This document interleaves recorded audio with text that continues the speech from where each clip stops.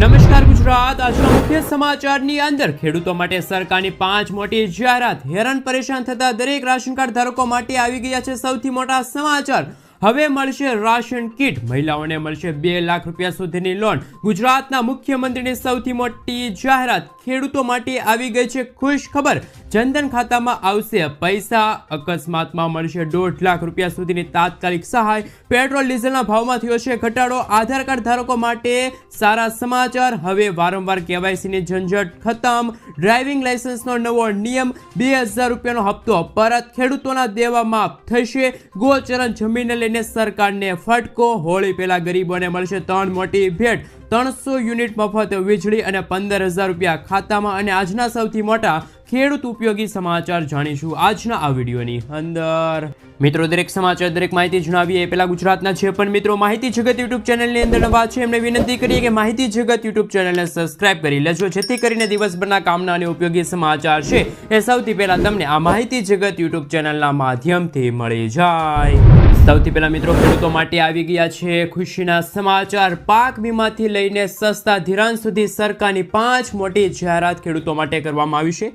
ભારતમાં ખેડૂતો માટે ઘણી સરકારી યોજનાઓ ચલાવવામાં આવી રહી છે, જે તમને નાણાકીય મદદ, પાક સંરક્ષણ, વીમા અને લોન માફી જેવી સુવિધા પૂરી પાડે છે. આજે અમે તમને ખેડૂતો માટે ચલાવવામાં આવતી આ 5 સૌથી મોટી સરકારી યોજના વિશે જણાવીશું.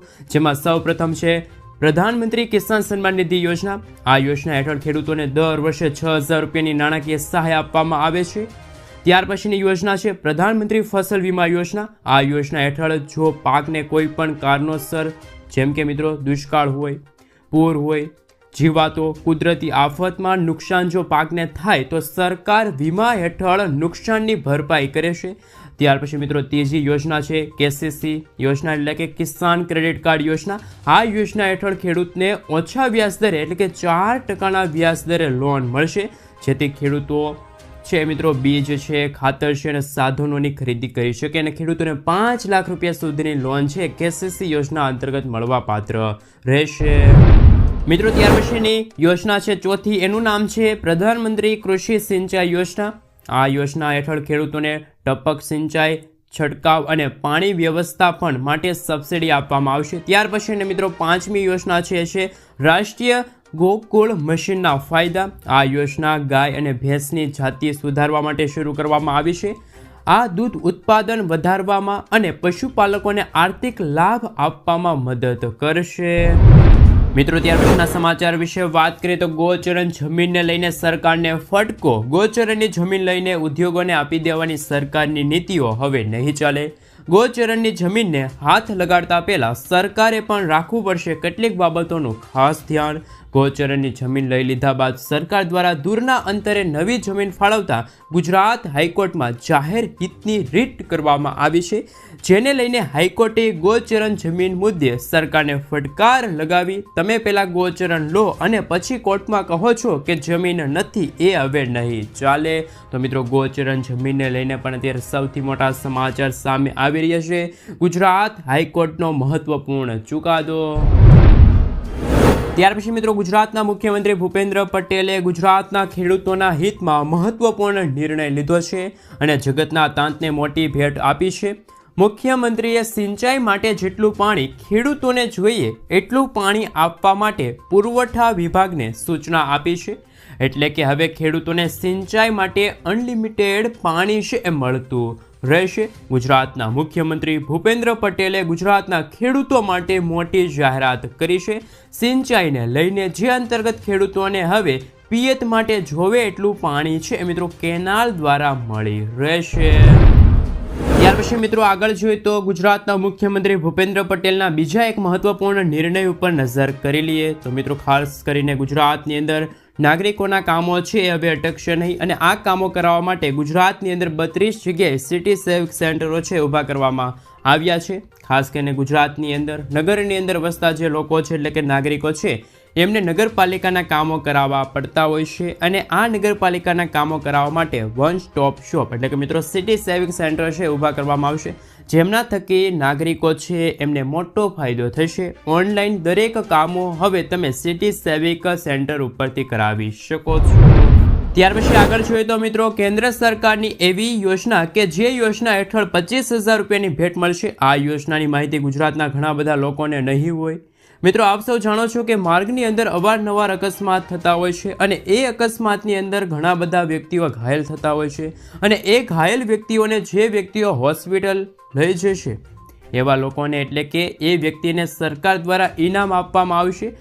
અત્યાર સુધી આ ઇનામની રકમ છે મિત્રો 5,000 રૂપિયા હતી, પરંતુ હવે આ ઇનામની રકમ છે વધારી દેવામાં આવી છે, 25,000 રૂપિયા કરવામાં આવી છે. મિત્રો કેન્દ્રીય માર્ગ પરિવહન મંત્રાલયના જે મંત્રી છે નીતિન ગડકરી એમને આ માહિતી આપી હતી. એમને કહ્યું હતું કે હવે માર્ગ અકસ્માતની અંદર જે વ્યક્તિ ઘાયલ થાય છે અને એ ઘાયલ વ્યક્તિને જે વ્યક્તિ હોસ્પિટલે લઈ જશે એ વ્યક્તિને પુરસ્કાર સ્વરૂપે 5,000 રૂપિયાની જગ્યાએ હવે 25,000 રૂપિયાની રકમ છે આપવામાં આવશે. તો મિત્રો માર્ગ અકસ્માતની અંદર જે વ્યક્તિ ઘાયલ થાય છે એ વ્યક્તિને હોસ્પિટલ પહોંચાડવા માટે સરકાર તરફથી પુરસ્કાર સ્વરૂપે 25,000 રૂપિયાની ભેટ છે હવે આપવામાં આવશે. ગુજરાતના લોકો પણ આનો લાભ છે લઈ શકે છે. ત્યાર પછી મિત્રો ગુજરાતના વાહન ચાલકો માટે બીજા મોટા સમાચાર કે હવે વારંવાર રસ્તા ઉપર થતા અકસ્માત ઓછા કરવા માટે કેન્દ્ર સરકાર એક્શન મોડમાં આવી છે. સરકારે કહ્યું છે કે હવે ગાડીઓનો થર્ડ પાર્ટી વીમો હોવો જરૂરી છે. મોટર વ્હીકલ એક્ટ 199ની ધારા 146 અંતર્ગત ભારતીય રસ્તા ઉપર ચાલતી તમામ ગાડીઓની અંદર ફરજિયાતપણે થર્ડ પાર્ટી વીમો હોવો જરૂરી છે. થર્ડ પાર્ટી વીમો ન હોય તો એક હવે એ દંડનીય અપરાધ બની ગયું છે અને આ નિયમોનો જે ઉલ્લંઘન કરે છે એમને હવે દંડ ફટકારવામાં આવશે. કેટલો દંડ ફટકારવામાં આવશે આપને જણાવી દઈએ કે નવા નિયમો અનુસાર પહેલીવાર અપરાધ થવા પર 3 મહિનાની જેલ અને 2,000 રૂપિયાનો દંડ છે એ ફટકારવામાં આવશે. બીજી વખત ભૂલ થવા ઉપર 3 મહિનાની જેલ અને 4,000 રૂપિયાનો દંડ છે એ તમને થઈ શકે છે. જો તમારા વાહનનો થર્ડ પાર્ટી વીમો ન હોય તો કેન્દ્ર સરકારે મહત્વપૂર્ણ જાહેરાત કરી છે અને મિત્રો કહ્યું છે કે વર્ષ 2025ની અંદર થર્ડ પાર્ટી વીમો છે એ તમારા વાહનનો હોવો જોઈએ. પછી તમારી પાસે 2 વ્હીલર હોય, 4 વ્હીલર હોય, ટ્રેક્ટર હોય, રિક્ષા હોય, ટ્રક હોય કે કોઈ પણ પ્રકારનું વાહન હોય, પણ એની અંદર થર્ડ પાર્ટી વીમો તમારી પાસે હોવો જરૂરી છે, નહીંતર તો તમને દંડ છે થઈ શકે છે. તો તમામ વાહન ચાલકો માટે અત્યારે મોટા સમાચાર સામે આવી રહ્યા છે. સમાચારની અંદર આગળ વધીએ તો મિત્રો રાશન કાર્ડ ધારકો માટે મહત્વપૂર્ણ સમાચાર કે રાશન કાર્ડ ધારકો માટે હવે સરકારે મહત્વપૂર્ણ નિર્ણય લઈ લીધો છે. ગરીબોને જે અનાજ આપવામાં આવે છે અનાજ હવે પેકેટની અંદર આપવામાં આવશે. મિત્રો અનાજની અંદર કોઈ પણ પ્રકારની મિલાવટ ન થાય અને ગુણવત્તાયુક્ત અનાજ છે ગ્રાહકોને મળી રહે એટલા માટે ગુજરાત સરકાર દ્વારા આ નિર્ણય લેવામાં આવ્યો છે. હાલમાં જે અનાજ આપવામાં આવે છે 2 કિલોગ્રામ હોય, 3 કિલોગ્રામ હોય, આ રીતે મિત્રો છૂટક અનાજ આપવામાં આવે છે, જેમના કારણે ઘણી જગ્યાએ અનાજ છે એ બદલી જતું હોય છે, બદલાવી દેવામાં આવતું હોય છે. એવી ફરિયાદ છે ગ્રાહકો દ્વારા મળતી હતી, જેને ધ્યાનમાં લઈને ગુજરાત સરકારે મહત્વપૂર્ણ નિર્ણય લીધો છે, જે અંતર્ગત હવે રાજ્ય સરકાર દ્વારા અનાજ છે એ પેકેજની અંદર આપવામાં આવશે. સૌથી પહેલાં અનાજની અંદર કઠોળ, ખાંડ જેવા અનાજનું પેકેટ કરવામાં આવશે. ત્યાર પછી ગ્રાહકોને જથ્થાની અંદર વિતરણ કરવામાં આવશે. તો હવે પછી આવનારા દિવસોની અંદર અનાજ છે મિત્રો પેકેટની અંદર મળશે. ખાસ કરીને કઠોળ છે, તુવેર દાળ છે, મગ છે, જે રીતે મીઠાના પેકેટ આવે છે એવી જ રીતે હવે બીજું અનાજ પણ તમને હવે પેકેટની અંદર રાશન કાર્ડ ધારકોને આપવામાં આવશે, જેથી એ અનાજ બગડશે પણ નહીં, ગુણવત્તાયુક્ત અનાજ રહેશે અને અનાજની ફેરબદલી છે એ પણ હવે નહીં થાય. ગ્રાહકોને મોટો ફાયદો થવા જઈ રહ્યો છે.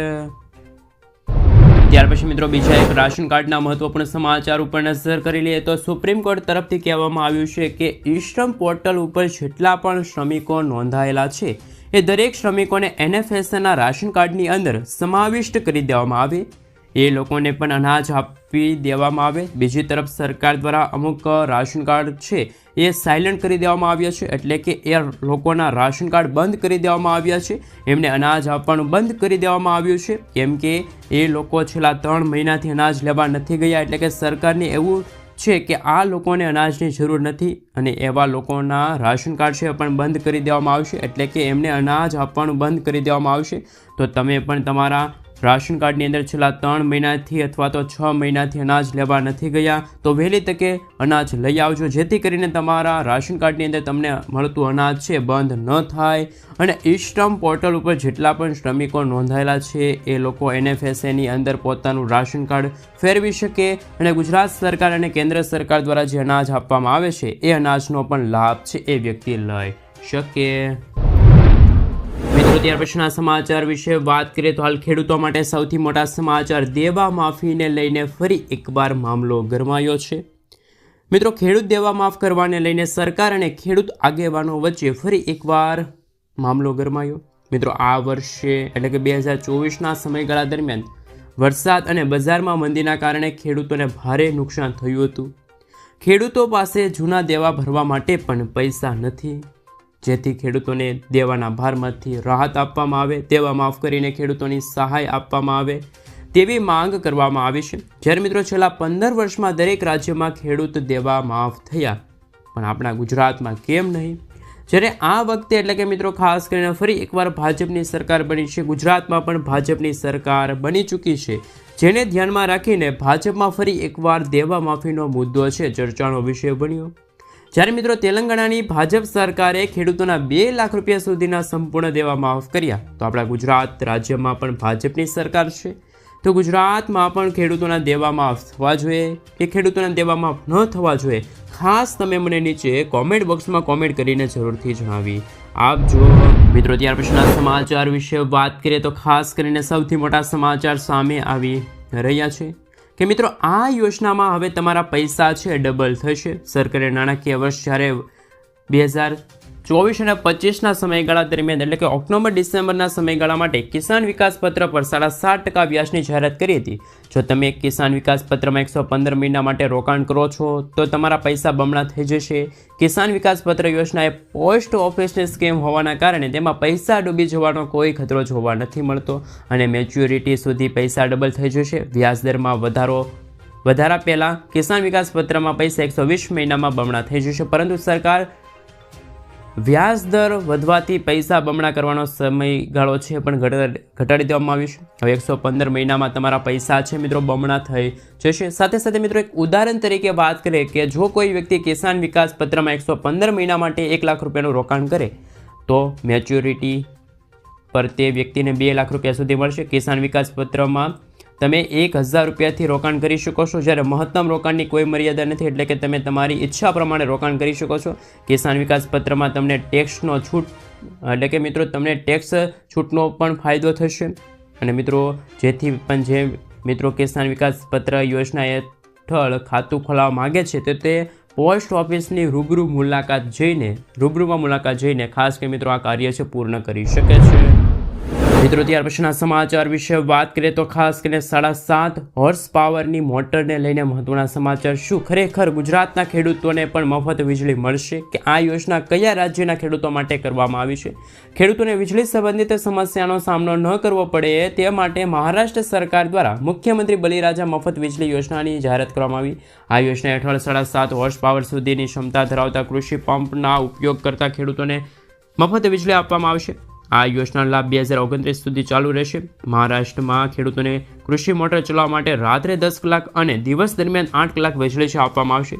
સૌથી પહેલી મિત્રો વિશેષતા એ છે કે આ મફત વીજળી યોજનાનો લાભ ફક્ત તે જ ખેડૂતો લઈ શકે છે કે જેમની પાસે 7.5 HP સુધીનો પંપ હોય.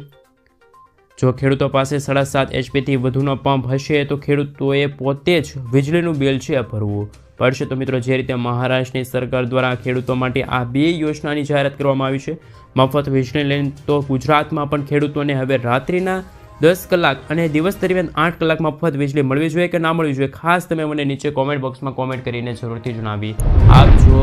મિત્રો ત્યાર પછીના સમાચાર વિશે વાત કરીએ તો હાલ ખાસ કરીને તહેવારો નજીક આવતા લોકોને મળશે મોટી ભેટ. કેન્દ્ર સરકાર દ્વારા ખેડૂતો તેમજ ગરીબો માટે 3 મોટી જાહેરાત કરવામાં આવી છે. આ જાહેરાત અનુસાર ગરીબ અને મધ્ય વર્ગના લોકોને સસ્તા દરે પ્રોડક્ટ મળશે, જે અંતર્ગત કેન્દ્ર સરકાર દ્વારા 3 પેકેજ બહાર પાડવામાં આવ્યા છે. જે અંતર્ગત ભારત આટા છે, ભારત રાઈસ છે તેમજ ભારત દાળનું પેકેજ બહાર પાડવામાં આવ્યું છે.